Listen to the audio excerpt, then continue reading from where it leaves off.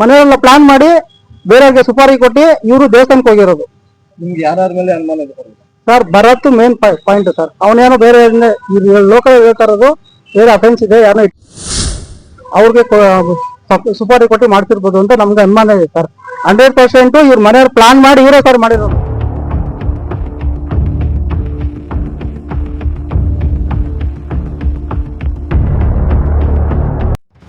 ಮನೆಯಲ್ಲಿ ಗೃಹಿಣಿ ಬರ್ಬರ ಕೊಲೆ, ಗಂಡನೇ ಸುಪಾರಿ ಕೊಟ್ಟು ಕೊಲೆ ಮಾಡಿಸಿರುವ ಆರೋಪ. ಚಿಕ್ಕಬಳ್ಳಾಪುರ ನಗರದ ಕಂದವಾರ ಬಡಾವಣೆಯಲ್ಲಿ ಘಟನೆ. ಪುಷ್ಪಮಾಲ 28, ಕೊಲೆಯಾಗಿರುವ ಗೃಹಿಣಿ 4 ವರ್ಷಗಳಿಂದ ಭರತ್ ಜೊತೆ ಮದುವೆಯಾಗಿದ್ದ. ಪುಷ್ಪ ಮದುವೆಯಾದ 3 ತಿಂಗಳಿಗೆ ವರದಕ್ಷಿಣೆ ಕಿರುಕುಳ ಆರೋಪ. ಹತ್ಯೆ, ಗಂಡ ನಾದಿನಿ ಸುಪಾರಿ ಕೊಟ್ಟು ಕೊಲೆ ಮಾಡಿಸಿರುವ ಆರೋಪ. ಮನೆಯವರೆಲ್ಲ ದೇವಸ್ಥಾನಕ್ಕೆ ಹೋಗುವುದಾಗಿ ಪತ್ನಿಯನ್ನು ಮನೆಯಲ್ಲೇ ಬಿಟ್ಟಿದ್ದ ಗಂಡ ರಾತ್ರಿ ಕಳ್ಳರು ಬಂದು ಕೊಲೆ ಮಾಡಿದ್ದಾರೆ ಎಂದು ಗಂಡನ ಕುಟುಂಬಸ್ಥರ ಆರೋಪ. ಮೃತದೇಹವನ್ನು ಚಿಕ್ಕಬಳ್ಳಾಪುರ ಜಿಲ್ಲಾಸ್ಪತ್ರೆಗೆ ರವಾನೆ. ಚಿಕ್ಕಬಳ್ಳಾಪುರ ನಗರ ಠಾಣೆ ವ್ಯಾಪ್ತಿಯಲ್ಲಿ ಘಟನೆ. ಮನೆಯಲ್ಲೇ ಗೃಹಿಣಿಯ ಬರ್ಬರ ಕೊಲೆ, ಗಂಡನೇ ಸುಪಾರಿ ಕೊಟ್ಟು ಹೆಂಡತಿ ಹತ್ಯೆ ಮಾಡಿಸಿದ್ನ. ಮದುವೆ ಅನ್ನೋದು ಹೆಣ್ಣು ಮಕ್ಕಳ ಬದುಕಿನ ಹೊಸ ಅಧ್ಯಾಯ, ಹೊಸ ಮನೆ, ಹೊಸ ಸಂಬಂಧ, ಹೊಸ ಕನಸುಗಳೊಂದಿಗೆ ಗಂಡನ ಮನೆಗೆ ಹೋಗುವ ಹೆಣ್ಣು ತನ್ನ ಜೀವನ ಸುಂದರವಾಗಿರುತ್ತೆ ಅಂತ ನಂಬಿರ್ತಾಳೆ. ಆದ್ರೆ ಕೆಲವರ ಬದುಕಿನಲ್ಲಿ ಮದುವೆಯ ಸಾವಿನ ಬಾಗಿಲಾಗಿಬಿಡುತ್ತೆ. ಗಂಡನ ಮನೆಗೆ ಹೋಗಿ ಸುಖವಾಗಿ ಬಾಳಬೇಕಿದ್ದ ಹೆಣ್ಣು ಮಕ್ಕಳು ವರದಕ್ಷಿಣೆ ಕಿರುಕುಳಕ್ಕೆ ನರಕ ಅನುಭವಿಸುತ್ತಿದ್ದಾರೆ. ಈಗ ಅಂತಹದ್ದೇ ಬೆಚ್ಚಿ ಬೀಳಿಸುವ ಘಟನೆ ಚಿಕ್ಕಬಳ್ಳಾಪುರದಲ್ಲಿ ನಡೆದಿದ್ದು. ಗೃಹಿಣಿ ಒಬ್ಬಳನ್ನು ಬರ್ಬರವಾಗಿ ಕೊಲೆ ಮಾಡಿಸಲಾಗಿದೆ. ಹೀಗೆ ಫೋಟೋದಲ್ಲಿ ಕಾಣಿಸ್ತಾ ಇರೋ ಈ ಯುವತಿಯ ಹೆಸರು ಪುಷ್ಪಮಾಲ. ಕೇವಲ 28 ವರ್ಷ ವಯಸ್ಸು. ಬದುಕಿನ ಬಗ್ಗೆ 1000 ಕನಸುಗಳನ್ನು ಹೊತ್ತಿದ್ದ ಯುವತಿ 4 ವರ್ಷಗಳ ಹಿಂದೆ ಭರತ್ ಎಂಬಾತನ ಜೊತೆ ಈಕೆಯ ಮದುವೆಯಾಗಿತ್ತು. ಮದುವೆಯಾದ ಹೊಸದ್ರಲ್ಲಿ ಎಲ್ಲವೂ ಚೆನ್ನಾಗೇ ಇತ್ತು. ಆದ್ರೆ 3 ತಿಂಗಳಿಗೆ ವರದಕ್ಷಿಣೆ ವಿಚಾರವಾಗಿ ಪುಷ್ಪಮಾಲಾಗೆ ಗಂಡ ಭರತ್, ಅತ್ತೆ ಹಾಗೂ ನಾದಿನಿ ಸೇರಿ ಆಕೆಗೆ ಮಾನಸಿಕ ಹಾಗೂ ದೈಹಿಕ ಎಂದು ಕುಟುಂಬಸ್ಥರು ಆರೋಪಿಸಿದ್ದಾರೆ. ಇನ್ನು ಘಟನೆ ನಡೆದ ದಿನ ಮನೆಯವರೆಲ್ಲ ದೇವಸ್ಥಾನಕ್ಕೆ ಹೋಗುವುದಾಗಿ ಹೇಳಿ ಪುಷ್ಪಮಾಲನ್ನು ಮನೆಯಲ್ಲಿ ಒಬ್ಬಳನ್ನೇ ಬಿಟ್ಟು ಹೋಗಿದ್ದಾರಂತೆ. ಆದ್ರೆ ಆಕೆ ಮನೆಯಲ್ಲಿ ಒಬ್ಬಳೇ ಇದ್ದಾಗ ರಾತ್ರಿ ಕಳ್ಳರು ಮನೆಗೆ ನುಗ್ಗಿ ಆಕೆಯನ್ನ ಕೊಲೆ ಮಾಡಿದ್ದಾರೆ ಅಂತ ಗಂಡನ ಕುಟುಂಬಸ್ಥರು ಕತೆ ಕಟ್ಟಿದ್ದಾರೆ ಎಂಬ ಆರೋಪ ಕೇಳಿ ಬಂದಿದೆ. ಆದ್ರೆ ಮೃತಳ ಕುಟುಂಬಸ್ಥರು ಮಾತ್ರ ಇದು ಕಳ್ಳತನ ಅಲ್ಲ, ಪ್ಲಾನ್ ಮಾಡಿ ಸುಪಾರಿ ಕೊಟ್ಟು ನಮ್ಮ ಮಗಳನ್ನು ಕೊಲೆ ಮಾಡಿಸಿದ್ದಾರೆ ಎಂದು ಗಂಭೀರ ಆರೋಪ ಮಾಡಿದ್ದಾರೆ. ಇನ್ನು ವಿಷಯ ತಿಳಿಯುತ್ತಿದ್ದಂತೆ ಚಿಕ್ಕಬಳ್ಳಾಪುರ ನಗರ ಠಾಣೆ ಪೊಲೀಸರು ಸ್ಥಳಕ್ಕೆ ಭೇಟಿ ನೀಡಿ ಪರಿಶೀಲನೆ ನಡೆಸಿದ್ದು, ಮರಣೋತ್ತರ ಪರೀಕ್ಷೆಗಾಗಿ ಮೃತದೇಹವನ್ನು ಜಿಲ್ಲಾಸ್ಪತ್ರೆಗೆ ರವಾನಿಸಿದ್ದಾರೆ. ಸದ್ಯ ಗಂಡ, ಅತ್ತೆ ಹಾಗೂ ನಾದಿನಿ ವಿರುದ್ಧ ಮೃತಳ ಕುಟುಂಬಸ್ಥರು ಆರೋಪ ಮಾಡಿದ್ದು, ಪೊಲೀಸರು ವಿವಿಧ ಆಯಾಮಗಳಲ್ಲಿ ತನಿಖೆ ಮುಂದುವರಿಸಿದ್ದಾರೆ. ಒಟ್ನಲ್ಲಿ ಸುಂದರ ಸಂಸಾರ ಕಟ್ಟಿಕೊಳ್ಳಬೇಕಿದ್ದ ಯುವತಿ ಮಾತ್ರ ಅಂತ್ಯ ಕಂಡಿರುವುದ ನಿಜಕ್ಕೂ ದುರಂತವೇ ಸರಿ.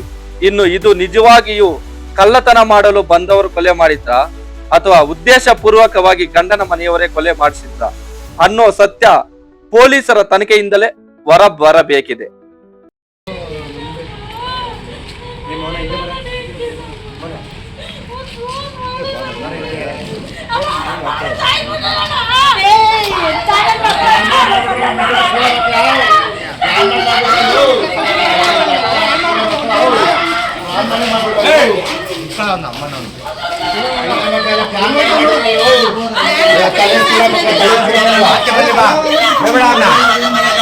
ಬಲ್ಲೆ ಬಾ ಆಚೆ ಬರ ಬಲ್ಲೆ ಬಾನು ನಮ್ಮ ಬಾ ಆಚೆಗೆ ಅಮ್ಮನ ಆಚೆ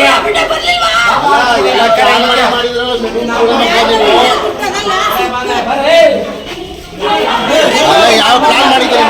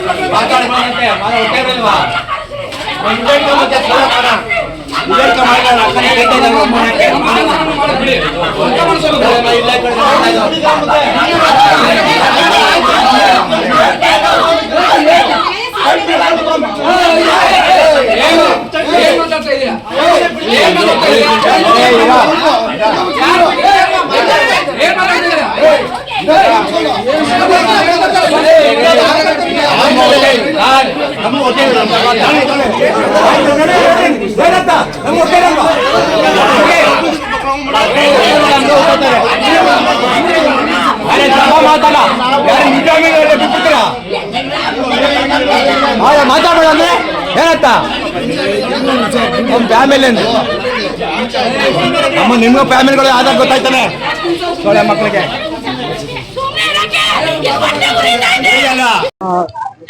ನಮ್ಮ ಮಾವನ ಮಗಳನ್ನೇ ಸರ್,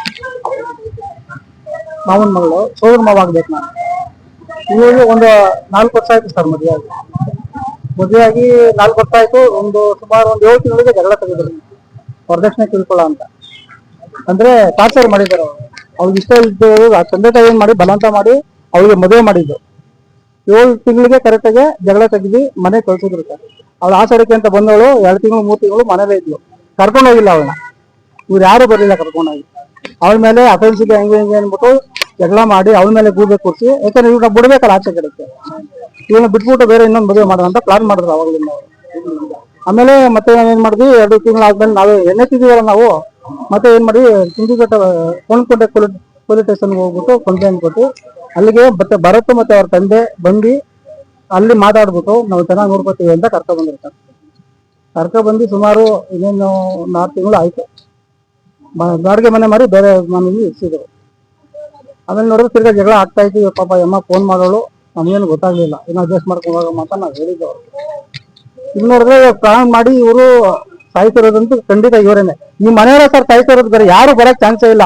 ಅಲ್ಲಿ ಸೀಟಿನ ಮನೆ ಸರ್, ಅದು ಸೀಟಿನ ಮನೆ ಬೀಗನೇ ಹೊಡೆದಿಲ್ಲ. ಮನೆ ಒಳಗಡೆ ಯಾರು ನುಗ್ಗಕ್ ಸಾಧ್ಯ? ಬೀಗ ಹಾಕೊಂಡು ಒಳಗಡೆ ಪ್ಲಾನ್ ಮಾಡೇ ಮಾಡಿರೋದು ಇವರು. ಕಳ್ಳ ಅಂತೂ ಬಂದಿಲ್ಲ. ಇವ್ರು ಹೇಳ್ತಾ ಇರೋದು ಕಳ್ಳ ಬಂದವನೇ, ಮಂಗಲೇಶನ್ ಕಿತ್ಕೊಂಡೋಗಕ್ ಬಂದವನೇ, ಮಾಡ್ರು ಮಾಡ್ಬಿಟ್ಟು ಹೋಗೋಣ ಅಂತ ಇವ್ರು ಹೇಳ್ತಾ ಅವ್ರ ಮನೆಯಲ್ಲೆಲ್ಲರೂ ಸೇರ್ಕೊಂಡು. ಸರ್ ದೇವಸ್ಥಾನಕ್ಕೆ ಒಂದಿನ ಮುಂಚೆ ಕ್ಲೀನ್ ಮಾಡ್ಕೊಂಡು ಬೇರೆಯವರಿಗೆ ಸುಪಾರಿ ಕೊಟ್ಟು ಇವ್ರು ಹೋಗಿರೋದು ಸರ್ ಎಲ್ಲಾರ್ಗು. ಸರ್ ಇನೋವಾ ಕಾರಲ್ಲಿ 9 ಜನ ಕುತ್ಕೋಬಹುದು ಆರಾಮಾಗೆ. ಇವ್ರು 5 ಜನ 6 ಜನ ಹೋಗಿದ್ದಾರೆ ಸರ್.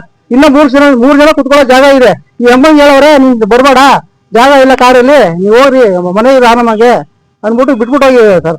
ಕಾರೇ ಜಾಗ ಇಲ್ಲ, 9 ಜನ ಹೋಗಕ್ಕಾಗಲ್ಲ ಕಾರಲ್ಲಿ. ಏನಕ್ಕೆ ಒಬ್ಬನ್ನ ಬಿಟ್ಬಿಟ್ಟು ಹೋದ್ರು? ಮನೆಯೆಲ್ಲ ಪ್ಲಾನ್ ಮಾಡಿ ಬೇರೆಯವ್ರಿಗೆ ಸುಪಾರಿ ಕೊಟ್ಟು ಇವರು ದೇವಸ್ಥಾನಕ್ಕೆ ಹೋಗಿರೋದು. ನಿಮ್ಗೆ ಯಾರ ಮೇಲೆ ಅನುಮಾನ sir Bharat main point sir. ಅವನೇನೋ ಬೇರೆ ಲೋಕಲ್ ಹೇಳ್ತಾ ಇರೋದು ಬೇರೆ ಅಫೆನ್ಸ್ ಇದೆ, ಯಾರನ್ನ ಇಟ್ಕೊಂಡಿದ್ದಾರೆ, ಅವ್ರಿಗೆ ಸುಪಾರಿ ಕೊಟ್ಟು ಮಾಡ್ತಿರ್ಬೋದು ಅಂತ ನಮ್ಗೆ ಅನುಮಾನ ಇದೆ ಸರ್. 100% ಇವ್ರ ಮನೆಯವ್ರು ಪ್ಲಾನ್ ಮಾಡಿ ಇವರೇ ಸರ್ ಮಾಡಿರೋದು. ಭರತ್ ಮತ್ತೆ ಅವ್ರ ತಂದೆ ಮತ್ತೆ ಅವ್ರ ತಾಯಿ ಮತ್ತೆ ನಾದಿದ್ರು ಇಬ್ರು ಇದ್ದಾರೆ ಸರ್. ಮನೆಯವರೆಲ್ಲ ಸರ್, ಮನೆಗೆ ಇಷ್ಟನೇ ಇಲ್ಲ ಸರ್. ಈ ಮದುವೆ ಬಲವಂತ ಮಾಡಿ ಮದುವೆ ಮಾಡಿರೋದು, ಇಷ್ಟನೇ ಇಲ್ಲ. ಅವಾಗಿನ ಜಗಳ ಮಾಡ್ಕೊಂಡೇ ಬಂದಿರೋದು. ನಾವು ಸೋರ್ಸ್ಕೊಂಡು ಹೋಗಿ ಎಣ್ಣೆತ್ತಿದ್ದೀವಿ, ನಾವು ಸೋರ್ಸ್ಕೊಳ್ಳೇಬೇಕಲ್ಲ, ಏನ್ ಮಾಡೋಣ ಸರ್? ಏನಿಲ್ಲ ಸರ್, ಈ ಮನೆಯವ್ರಿಗೆ ಇವ್ರು ಮಾತ್ರ ಯಾರನ್ನೂ ಬಿಡಕ್ ಹೋಗ್ಬಾರ್ದು ಸರ್. ಖಂಡಿತ ನೋಡಿ, ಚಿಕ್ಕಬಳ್ಳಾಪುರದಲ್ಲಿ ನಾವು ಸ್ಟೇಷನ್ ಮುಂದೆ ನಿಂತಿದ್ದೀವಿ ಇವತ್ತಿನ ದಿವಸ. ಇಲ್ಲಿ ಏನಾಗ್ತಾ ಇದೆ, ಲೋಕಲ್ ಅಲ್ಲಿ ಏನೇನ್ ಮಾಡ್ತಾರೆ ನಮ್ಗೆ ಗೊತ್ತಿಲ್ಲ ಸರ್. ಯಾವ ಎಮ್.ಎಲ್.ಎ ಫೋನ್ ಮಾಡ್ತಾರೋ, ಯಾರಿಗೆ ರೆಕಮೆಂಡೇಶನ್ ಮಾಡ್ತಾರೋ ನಮ್ಗೆ ಗೊತ್ತಿಲ್ಲ. ದಯವಿಟ್ಟು ನಾವು ಬಡವರು, ದಯವಿಟ್ಟು ನಮ್ಗೆ ನ್ಯಾಯ ಮಾಡಿಕೊಡಿ. ಎಲ್ಲರೂ ಮಾಡಿದ ಟ್ರೀಟ್ಮೆಂಟ್ ಮಾಡಿದ್ದಾರೆ ಸರ್. ದಯಮಾಡಿ ನಮ್ಗೆ ನ್ಯಾಯವಾಗಿ ಕೊಡಿ. ನಿಮ್ದಾಗಿ ಅಂತ ಸರ್ 4 ವರ್ಷ, 4 ತುಂಬಿ 5 ಬೀಳುತ್ತೆ ಇವಾಗ ಮದ್ವೆ ಆಗಿ. ಅದು ಏನಕ್ಕಾಯ್ತು ಏನಾಯ್ತು ನಮಗ್ ಗೊತ್ತಿಲ್ಲ ಸರ್. ರಾತ್ರಿ ನಾವು ಇರ್ಲಿಲ್ಲ, ದೇವಸ್ಥಾನಕ್ಕೆ ಹೋಗಿದ್ವಿ. ನಾವು 4 ದಿನ ಮುಂಚೆನೆ ಬುಕ್ಕಿಂಗ್ ಮಾಡ್ಕೊಂಡಿದ್ವಿ. ಇವತ್ತು ದೇವಸ್ಥಾನ ಓಪನ್ ಅಂತಂದ್ಬಿಟ್ಟು ಕೇರಳದಲ್ಲಿ.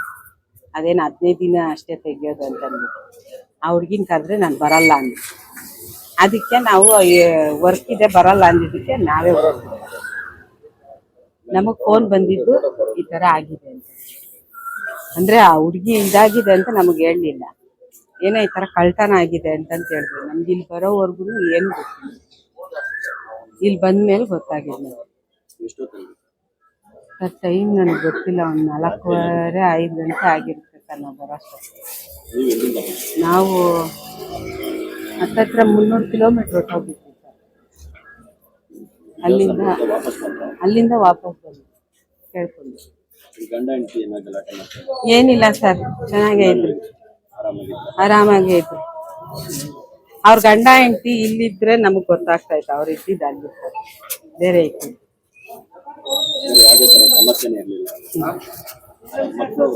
ಮಕ್ಕಳಿಲ್ಲ,